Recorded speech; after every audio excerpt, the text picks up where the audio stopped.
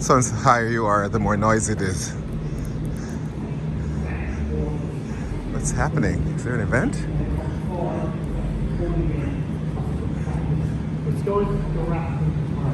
Jameson, something's going on. There's always something here. A sister company of ours down in Kentucky, Jefferson. What they did a number of years ago is they put a cast on some shipping, container shipping, to go around the sea for about 2 years, bring it back, and you get real sea salt flavours in that whiskey. As it penetrates through the airs passing with the salt in it, passing through the wood, just to prove how it interacts with its environment, is what I'm trying to say. When we make a cask new, for example, I would get my axe and I'd carve the side of it, okay? I'm taking a little bit here and more off the ends to create that concave shape. If I take too much off, it's too sloped. If I take too little off, it's too straight. I'll never get to bind, or I'll never get to sell. That's the first judgment call I have working with my axe. Everything I do in making that cask is by eye and skill and experience. The only measuring tool is a compass. Everything after that is up to me. Every mistake I make, getting the angles of these staves, if I get them wrong, I get these. The angle of these pieces changes according to the width. The wider I go, the more sloped my angles become. The thinner I go, the more straight they become. I gotta look at that and decide, is this the correct one for this width? And the same for the neighbours next to it. And when I build my cask, I want to be getting 95% right. I might have to do 1 or 2, that's fair enough. But if I have to go redress them all, I'll be forever making a cask. It's one of the hardest things to learn, that when you look at it, you just know it's right or wrong. There's no second thoughts, it's either right or wrong. And what we would do then, when the cask staves are made, we have no lids made at this stage. We assemble the cask, we light a fire inside, because these staves are dead straight at this stage. When the wood becomes hot enough, we're cooling the outside of the water, trying to keep it a bit moist.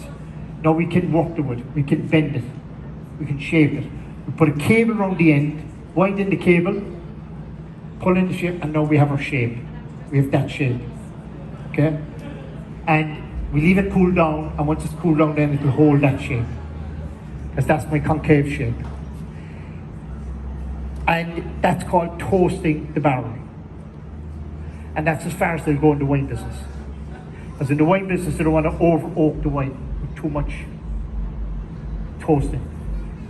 There's different levels of toast even. Like a winer might say, I want a heavy toast because I've got a heavier Bordeaux or something like that. In the whiskey business, down in Kentucky or Tennessee, they found that maybe by accident, 150, 200 years ago, they don't have really big records on it, is that casks had been completely burnt, charred. The whiskey tasted better and it matured faster. So they said, wait, let's char all our casks. And what we're doing in the toasting, what we're doing in the charring, is we're cooking the oak. If you don't do it, I have one cask in Middleton, I did a trial on it there about 10 or 15 years ago, and I couldn't light a fire because of the adjacent distillery, didn't want that going on fire. And you couldn't drink the whiskey. There's so much tannin and bitterness in it. So when you do char, you're burning off an awful lot of tannin. When you season the wood, you're burning off tannin. Tannin is produced by the oak tree to fend off insect attack. So as the leaves get eaten, they'll send back a signal to the tree, I'm being eaten, you need to release tannin, which is very sour, very bitter to insects. It's a defense. We remove that in the charring and the toasting. So what we do with Jameson Black Barrel is we remove the lids and we char for a second time, a deeper char. This is kind of a medium char. We go a level 5, what they call down there, an alligator char, because it's got alligator pattern on it. And we want much more sweetness and vanilla and caramel and banana flavors and everything in Jameson Black Barrel. So it's kind of Jameson's big brother, a bit more sophisticated, a bit older, a bit more going on. So once I have a replacement for this, if it was broken, the same width, the same length, I can throw it back in and close the whole thing up. But if I was in Roman times and my cask is emptied and I want to ship it back, say from England or northern France or Germany, whatever they were, back to where it came from, what the Romans discovered the most efficient way to do that is dismantle it, put all the pieces together, all the staves in a bundle, put all the hoops together in a bundle, the heads, the lids, ship it back to the winery it came from. Usually it was Italy, because they wanted all the money from selling wine going back to Italy, and reassemble the cask. And what I like to say, and I've been saying all day, it's the Romans invented the flat pack, not the Swedes. It wasn't IKEA, it was the Romans. So what I'm going to do is knock this down. I've been kind of saying to people all day, if you had a camera, you can put your camera on boomerang. I have no idea how to do it. It's my daughter taught me it's boomerang. So I'll give you count to 3, okay? There's no precedent, I'll give you go 3, but the cask will go down and come up and go down and come up and go down. It looks way better on boomerang than it does in relay. So on a count to 3, 1, 2, 3. And down she goes. And as it happened to me all day, the head is coming apart. The lids used to be dowled, and when I do it myself back in Ireland, I dowled the lids. Now they tongue and groove them. And it's a little bit more tricky to keep them together. Now you might see there where that's a bit proud of that. That's really exaggerated. But if that was only just a tiny bit up, the cask would leak and you'd never stop it. So you have to be really careful of all those kind of things. So I'm just going to get that level. And look. And now we can make the cask. What I have here is a raise hoop, and what I call a master hoop. This is the size of my cask for a barrel. Once I fill that with enough wood that is tight and level, the last one is an exact fit, last stave going in. That's the size of my cask. I know the length of the stave, this will give me the diameter. I would make one of these for every size cask you could possibly make. They're kept behind my bench. If somebody wants a firkin or wants a hogshead, I have that hoop. And that's how we get our sizes. So this gentleman here is going to hand me the pieces. The only thing I haven't done is I haven't numbered the pieces. If I was taking this apart to ship it, I would number each one all the way around, an arrow indicating which direction it goes together. So I will go together exactly as it came apart. But if I'm making a new barrel, this is what I would do as well. I would just assemble it together like this. Thank you. In what I call a set of staves, and I'm going to raise a cask, raise a barrel. Almost bring it to life as such. And it doesn't matter what size cask you make, big or small, it's the same technique. If I'm using a very big one, I'll have help because the staves are so big. Small ones I can manage myself. And I'm inside my master hoop. Thank you. Excellent.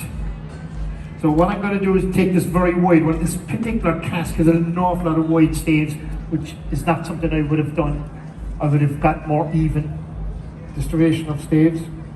So I take a wide one here, I put up against my tie, and now that frees up my hand. Now I can pick more. And I'm trying to solve a puzzle. I'm trying to get them evenly distributed around the whole thing. If I put all the very wide ones, say this type here now, and this one, if I put all them together, I end up with an egg-shaped cask. I'll never get it round. I'll never get the head to sit properly. So I've got to even push them out evenly around the cask as well. So I've come next with a narrower stave, and then I'll come with a wide one, and then maybe a narrow again, and then we'll add a wide one, a very wide one, and so on. Narrow, wide, and narrow, yeah. And so this is exactly how you would stand a new cask. And when I started first serving my apprenticeship, myself directly to my dad, which was good and bad. When I'd come home at the weekend, I faced him on Monday morning and working. But we had a great relationship, and I learned all my craft from him, so I'm really thrilled to be able to say that. And he would often talk about his father making casks and all that kind of stuff as well, you know. So I would make 5 of these between 9 a.m. and 10, and my 10 o'clock break, and have 5 done. But you had to stand over your work. You couldn't just speed through it.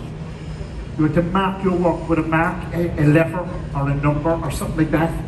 That's with you then for life. So our family mark was number 1, of course. And my dad used to put the mark on the stave, and I would put it on the lid to distinguish between the two of us. So I wouldn't get in trouble then, him told, oh, you got bad work, well, no, that's the son. So that's how we used to keep it ourselves. And I still use that mark. The last one goes up from the outside. Now, I've been telling a story all week as well that I've been here. True story. It wasn't unusual to have a drink in the distillery, or a brewery, or a winery. Everyone finds out a way to get that drink. And the cask might arrive in the cooperage where I worked, and you'd shake the cask. Is there a drop left over inside it? Because the cooper who emptied it would make sure there's a drop in it to go back to the cooperage for the guys, you know. Now when I say drop, I'm talking about a gallon of whiskey. Like, that's a drop. And funny thing is, just on another sidebar now, we really started getting in a lot of barrels from the US, fully made, where we didn't make shoots anymore. We got in one time, half full of bourbon, and on the top of it was written, enjoy the drop. So somebody in Kentucky, or you're somebody in Kentucky in favour of sitting behalf and back the bourbon. So the brotherhood goes on. And you're sipping away then through today, and say if it's a Thursday, and you're decide, you know what, I think I'll start the show, or tomorrow, I get a head start, I'll have 1 done. But you've been drinking all day, by 4 o'clock you're well on, you're pissed. And you're not paying attention. And your cask starts to go a bit diagonal, like that. See? And you finish it. And anytime we saw that diagonal cask in a warehouse, we call it a drunken cask. Because the guy making it was drunk to the Lord when he made it. And believe me when I say, when you have drink, and you can have a few drinks through today and all that, there was lots of fun, high jokes. And another funny story I told all week. The first day I started, 4 o'clock, they're all finished, the bar opens, they're all drinking, and it's a sing-song starts. And there was a sing-song every day about 4 o'clock for years, but it was only one song. The same song for like 10 times, and it was give me land, lots of land, under starry skies above, don't fence me in. I know that song backwards, because I sang it every day for about 4 or 5 years. So it was a really happy time. So we'll keep the barrel straight, we'll get the hoops on. The hoops always go to the front of the cask, and I'll tell you why that's important in a few minutes. And now we can start to tighten it up.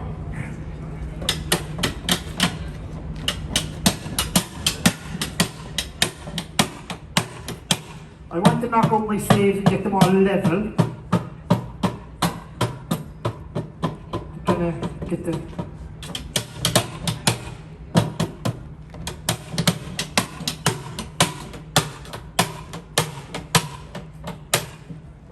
and people ask me, how often do you hit your hand? If I was hitting my hand often, I wouldn't be here. After 48 years, you hit your hand a lot at the start, you do all sorts of things with your thumb and all sorts of things, and you learn quickly.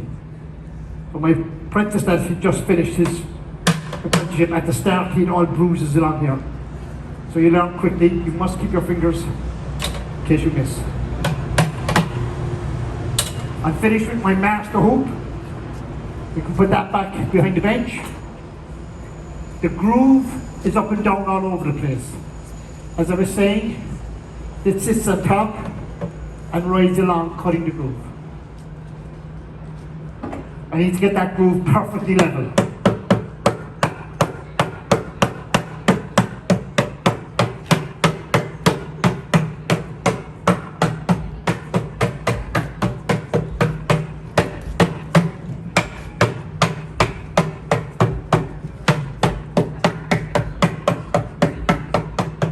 Too bad. The front of the cask with the rivets line up, where we've drilled a hole to fit it or into it, so that's called the bunk stave. And the reason that's important is that when I come to my lid, these things are be taken apart so often, they're not staying together as well as they should. And out a bit. Are we? No. So the lines of the lid indicate the direction of the grain of the wood. And traditionally, casks are lying horizontal. So the grain is coming from floor to ceiling. And when you put another barrel on top, it can take the weight. If I turn it this way, coming across, and I put a barrel on top, there's no strength, it could buckle, and when it buckles, it could leak. So I want to get it lined up with the front of the barrel, so that when it lies in warehouse, it shouldn't leak. The only thing I don't have is a rush or a reed to go in here to help me seal it. That's the only help I have. Everything else has got to be perfect. All those angles have to be perfect, the groove has to be perfect. The head size, if it's a little bit too big, too small, it'll leak.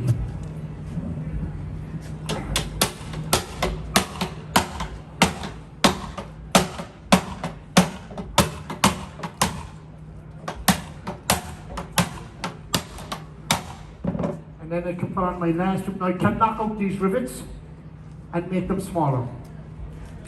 So we will do metalwork and woodwork.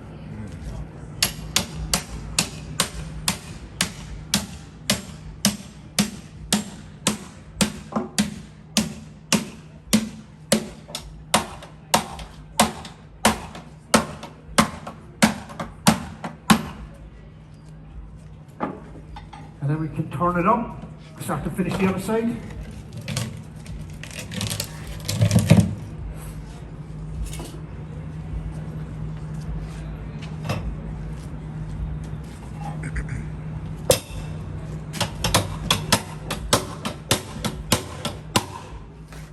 Knock out the staves.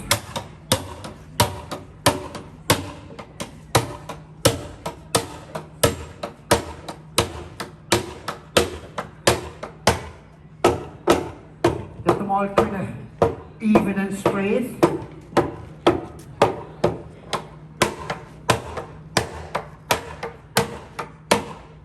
And then I can put on my quarter hoop.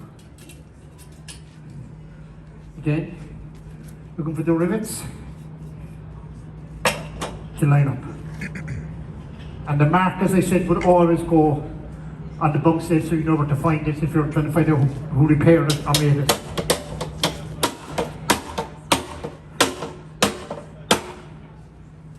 My last lid.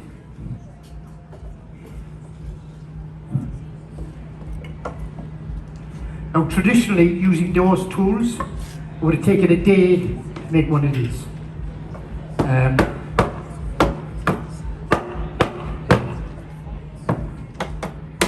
I should put in a rush or a reed, but can I get on this last one?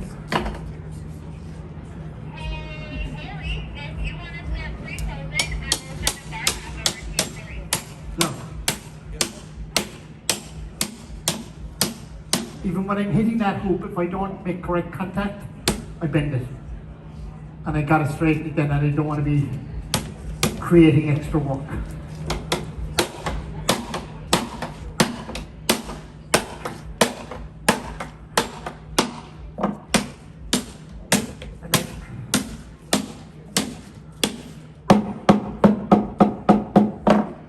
to square one.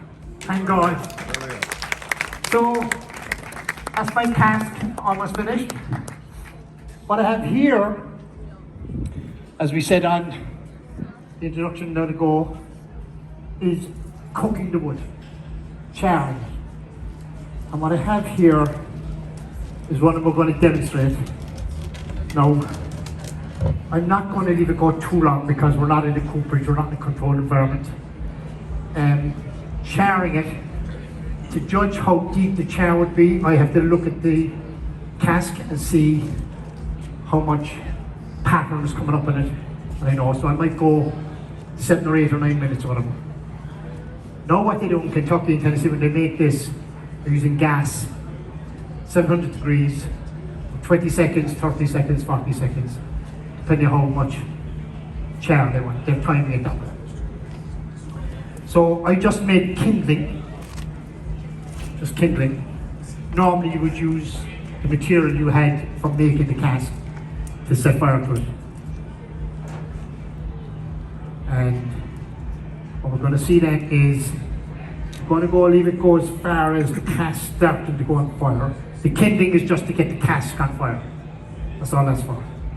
It doesn't do anything else.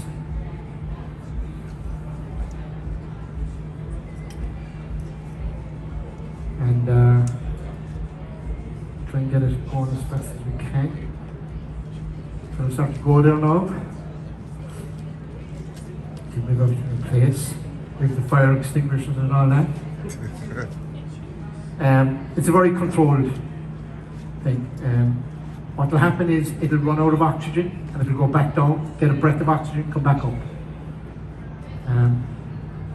And it's quite, we kind of wait this hour of the night to do it so it's a bit of dark, to see it a bit better. I always put on gloves, because what we're doing with the charring, as I said, with the toasting as well, we're burning off a lot of the tannin.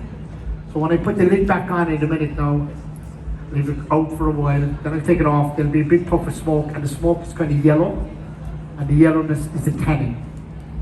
When you get it on your hands, it lasts for over a week. It's probably the best tan material you could get if you wanted to tan or whatever. So I put on gloves just to keep the tannin off my hand. So as you see, it goes down, it comes up, it needs to get oxygen, and there it goes again now. I'll leave it go a bit longer tonight now because we have a bit more time and the weather is playing up on us. And as I stressed earlier, this is what we do a second time. So the oxygen is gone, and bang, up she comes again.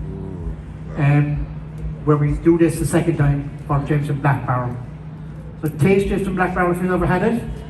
And the tour is here until next Sunday. Jameson Distillery on tour. It's a free experience. You learn a lot about how to make whiskey, you get to taste whiskey at the end, and it's all free. So please come back anytime during the week or next weekend to do the tour. So you can see now the barrel is starting to go on fire now. That's all that was about. So I'm not going to leave it go too long. The flames are big enough for them. And we're going to put the lid over now to smother it. And the smoke itself will out the flame. If I leave it like this now, it'll just go out. So I'm just going to give it a second to make sure it's gone out, and then there'll be a big puff of smoke.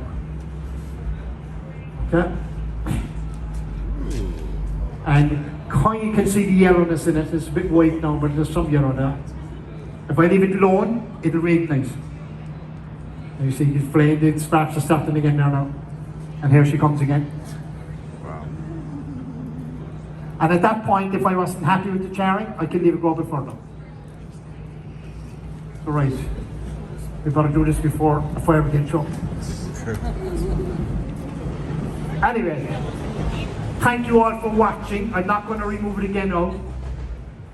It's been a real pleasure and honour to be here in Toronto all week. It's my second visit with this. My daughter's here with me, she's had a ball. So you've been an amazing city, absolutely. We were all shouting last night for the Maple Leafs, but Alas. next time. Anyway, thank you all so much, and enjoy the rest of your night.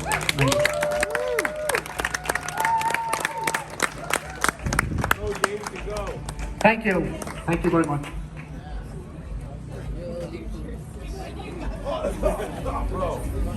Right up to it, you gotta let it Thank you. That was great. Oh, thank you. What is your name? Ger Buckley, And what? Master Cooper. Master Cooper. And what's a Cooper? What you So just Cooper makes barrels. just makes barrel. And when you said cooperage is where the barrels are stored. Cooperage is the workshop. The workshop. Yes. Okay. Coopering is the art. Cooper is a cooper, a guy, and Cooperage is the workshop.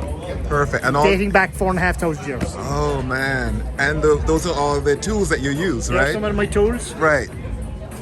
I've an axe, an adze, a crows, a hammer, a driver, but they're only a very small sample of it. Right. Right. Most of my tools are back in Ireland. Right. Yeah, you couldn't travel the whole.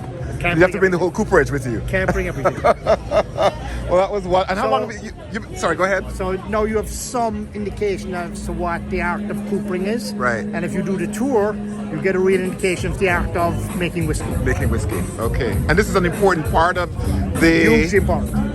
In terms of getting the right flavor and the right. Yes, because you can't call it a whiskey until it spends in Europe until it spends 3 years in a barrel. Right. Right. Prior to that, it could be a spirit or whatever, but it's not a whiskey. Yeah.